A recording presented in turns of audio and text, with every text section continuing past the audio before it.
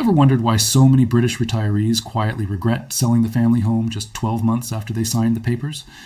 Something happens between the moment the for sale sign goes up and the moment the final bank statement lands on the doormat.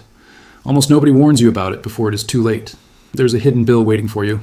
HMRC starts counting the second you decide to move. Before I take you deeper into this, do me one small favor. If you're over 60 and you want the real numbers behind retirement decisions, tap that like button and hit subscribe. Share this with the one family member who keeps telling you the house is too big. That single click helps me. It helps me keep making these honest, jargon-free breakdowns for people who deserve the truth. Now, let me paint a picture. It is a quiet Sunday afternoon in a semi-detached house somewhere in the middle of England. The kettle is on. There's a plate of biscuits between two mugs, and across the kitchen table, a grown-up child leans forward. The child has that soft, worried look and says the sentence that so many British parents have heard recently. "Mum, don't you think this place is a bit much for you now? Dad, why are you still climbing those stairs? Why not sell up, buy something smaller, and pocket the difference?" And on the surface, it sounds like love. It sounds like common sense. It sounds like the kind of advice you would give your own mother in that chair. A big house with too many empty rooms, a smaller flat that costs half as much, a comfortable pile of cash to see you through your later years. What could possibly be wrong with that? The trouble is, almost everything about that neat little equation falls apart the moment you look under the bonnet. I have spent years watching people walk into this decision with a smile on their face, thinking they were clever. They walk back out 6 months later, wondering where a huge chunk of their money went. Selling is not simple. Selling the home you have lived in for 30 years is not a simple swap. It is an expensive move. It is one of the most expensive financial moves a retired person in this country can make. The cost is invisible. The worst part is, most of the cost is invisible until the day the ink dries on the contract. I want to sit with you today the way I would sit with someone across a desk and walk you through it. I want to show exactly what happens to that so-called lump sum once everyone has quietly helped themselves. The taxman, the solicitor, the estate agent, the removal firm, and the benefits system all take a share. I am not here to frighten you. I am not here to tell you what to do with your own home. I am here to give you the picture nobody else in the chain has any reason to give you. The estate agent gets paid when you sell, the solicitor gets paid when you move, and the removal man is paid. None of them are paid to talk you out of it. Before we go any further, one small piece of honesty. I'm speaking in general terms. I'm not your accountant, and nothing you hear is personal advice. The tax rules shift. Allowances get tinkered with every spring budget. Your own health and income will change the picture. So treat this as the conversation that pushes you to get proper advice, not a substitute for it. Let me introduce you to somebody. I will call her Margaret, because every detail has been changed.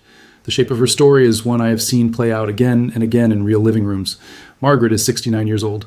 Her husband passed away a little over 4 years ago. She lives alone. They bought that house back in the early 90s for something close to £70,000. It is modest. It is a 3-bed with a garden that used to be full of runner beans and a kitchen with oak cupboards. Her husband put those cupboards in one weekend in 1996. The front room is where 2 children grew up.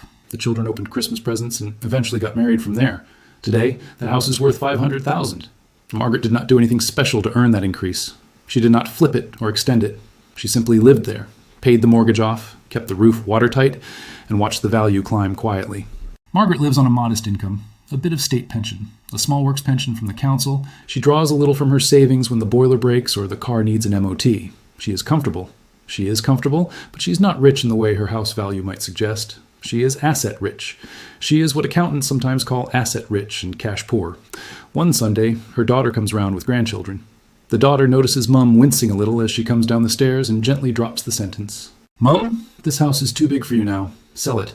Buy yourself a nice little bungalow. Buy a place round the corner from us for $300,000. You will have $200,000 sitting there. You can take the grandchildren on holidays. You can spoil yourself for once." Margaret thinks it sounds sensible. So let us follow the money. Let us do what the daughter did not do. Work the sum out. The first thing I want to clear up is capital gains tax on your main home. People lie awake. Many are convinced that if they sell, HMRC is going to come along and take a huge slice.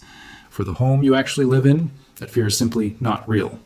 There is private residence relief. As long as the property has genuinely been your main home, the gain is completely free of tax. Margaret's home has grown by more than £400,000. She will not pay 1 penny of tax. So if that particular worry has been sitting on your chest, please let it go tonight. It is free. But this is exactly where the trap opens up, and I want you to hear this next bit clearly. It is the part that almost nobody explains properly. The reason your home grew in value is the reason to hold. Every year, the bricks and mortar were working for you in a way no bank account can match. They were growing tax-free, sheltering you from means testing, and quietly building up an inheritance for your children. The moment you sell it and turn it into cash, all of that protection evaporates. You have swapped assets. You have swapped a tax-efficient asset for a taxable one, and you cannot go back. Remember that sentence. Now let me walk you through the actual bill, because this is where the numbers start biting. When Margaret sells for $500,000 and buys for $300,000, she does not walk away with $200,000. She walks away with a good deal less, and the difference vanishes in ways she did not see coming. Start with the estate agent. Even at a competitive rate, you are looking at several £1,000s. Quite often, it is a lot more once VAT is added. Then the solicitors on both sides. One to sell the old place, one to buy the new one. Searches and land registry fees. All the little charges that gather round a property transaction like seagulls round a fish and chip shop. Then the removal firm, because shifting 30 years of belongings and china sets is not cheap. If you are in your late 60s or 70s, you cannot exactly heave the sofa yourself. Round it all up honestly, and Margaret is easily 10,000 pounds lighter before the first tea. And here is the one that catches people right between the eyes. She has to pay stamp duty. Stamp duty is paid by the buyer, not the seller. Most people over 60 have forgotten this bill. Let me show you the actual sum on a 300,000 pound purchase using current rates. Nothing on the first 125,000, then 2% on the next slice. That comes to 2,500 pounds, then 5% on the remaining 50,000 pounds. That is another 2,500. Margaret hands HMRC exactly 5,000 pounds for the privilege.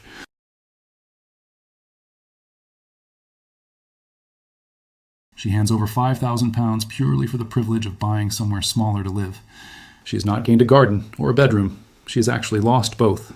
Still, she writes the check. She writes a check for 5,000 pounds to the system she has paid into all her life. Between moving costs and stamp duty, Margaret is 15,000 pounds lighter and has not hung a picture. But that is just the beginning. The expensive part of downsizing is every year that follows. Let me pause here for a moment, because I know a lot of you are nodding along. Maybe you are thinking about somebody you love, like your own mom or your dad. If this is speaking to you, please do me a small favor and drop a comment below. Just tell me the town or the county you're watching from. It costs you nothing. It tells YouTube that pensioners in Britain want honest financial content and helps reach the next person. Now let us carry on, because the next part is where the real cost hides. Money behaves differently. The 200,000 pounds Margaret thinks she has freed up is now sitting in a bank account. Earning interest is a good thing, but interest is taxable income for someone like Margaret. New interest income can push her over invisible thresholds she did not even know existed. Suddenly, she is paying tax on interest she never used to earn. Her income sits in an uncomfortable bracket. More importantly, that lump sum in the bank starts triggering something else, something quieter and much crueler. The home Margaret was living in did not count against her for means-tested benefits. It was protected. But 200,000 pounds in a savings account is treated in a completely different way. If she needed to claim benefits, that cash pot can reduce or wipe out her entitlement entirely. Pension credit is the big one. It tops up income and is a magic gateway to help. Help with council tax, heating bills, free NHS dental treatment, and free TV licenses for over 75s. But once you have cash, the system assumes you generate income, whether you actually are or not. Your entitlement shrinks. Margaret, who qualified for extra help, suddenly finds she qualifies for nothing at all. Same person, same needs, same life. Different treatment entirely, purely because she took her daughter's advice. And it goes further than benefits. Now let me talk about care, because this is where families get hurt. The local authority will carry out a financial assessment to work out what she can afford to contribute. The rules around the family home are complicated and have protections. Cash is not nuanced. Cash is cash. 200,000 pounds in a bank account is counted right up until the end. Margaret could end up paying for her own care for years, watching that lump sum shrink month after month. That would not have happened if the wealth had stayed locked up in the home she lived in. Some of you think she should just give the money to her children. That is a disaster. There is something called deliberate deprivation of assets, and the local authority is awake to it. If you give money away to qualify for benefits, the council can assess you as if you still had it. They can treat that gift as notional capital that never actually left your possession. Margaret could end up in the worst of both worlds. No money, but treated as if she had it. She pays for care as though the money were there, except the children have already used it. The children might have used it to remortgage or take the family to Florida. Mom is left with bills. I have watched families tie themselves into painful knots over this, ending in tears and resentment. Try to shelter it the wrong way, and you can end up worse off than doing nothing. Let me turn to what happens when Margaret passes, because inheritance tax and downsizing get muddled. There is a fear that selling the home damages your position or forfeits a special allowance. The truth is, there is some protection. There are two allowances that matter here in plain English. The standard nil rate band is £325,000 per person. The second is the residence nil rate band, an extra $175,000 for direct descendants. A married couple can pass on up to $1 million between them, tax-free, because unused allowances transfer. As house prices creep up, more families are quietly being dragged into inheritance tax territory. If Margaret sells the house, does she lose that residence nil rate band? No, thanks to a specific provision. There is a provision called the Downsizing Edition. If you moved after July 2015, you can claim. Your estate can claim the allowance provided assets of equivalent value are left to your descendants. The protection follows the money, but it is not automatic. Somebody has to actually make the claim. The executor has to fill in the paperwork. If nobody claims it, HMRC does not send a reminder. The family pays tax they did not need to pay. Please write it down. The Downsizing Edition. What does Margaret's move actually cost her? $15,000 gone in moving costs and stamp duty? Ongoing tax on interest. Exposure to losing pension credit, and full exposure of cash to care assessments. The permanent loss of a tax-free growing asset, which would have passed down with protections. The $200,000 was never really $200,000. It was more like $140,000. I'm not the kind of person who tells anybody never to move. That would be wrong. There are excellent reasons to move. If the stairs are dangerous or you are isolated, then move. If the house is hemorrhaging money in heating and repairs, then move. Safety and dignity matter. In those cases, the tax cost is a price worth paying for peace of mind. Savings are real. I'm asking you to refuse to make this decision because somebody else made it sound easy. Make it because you did the whole sum and understood what you were giving up. The estate agent will not tell you about stamp duty or the fact you are converting assets. I wanted to have this conversation with you because somebody ought to. Share this with others. Forward it to the family group. This information belongs in the hands of every retired person. Before you ring an estate agent for evaluation, I want you to do 3 things. First, work out what the move genuinely costs you, the whole bill, including stamp duty and VAT. Second, think honestly about what a lump sum does to your financial position regarding care. Third, get proper advice from PensionWise or Citizens Advice. Both are free and impartial. Neither of them earns a penny whether you stay or move. Use them for guidance. The home you are sitting in right now may be the most tax-efficient asset you ever own. Selling it isn't always a mistake, but it is a much bigger decision than it sounds. They mean well, but meaning well and knowing well are not the same thing. Take time. Sit with the numbers for a week before you sit with an estate agent. Decide for yourself. Make sure leaving is what you want, not what someone else wants for you. It is your life. If this video has helped, give it a like and tell me your thoughts in the comments. I read every single comment. Thank you for spending this time. I will see you next time.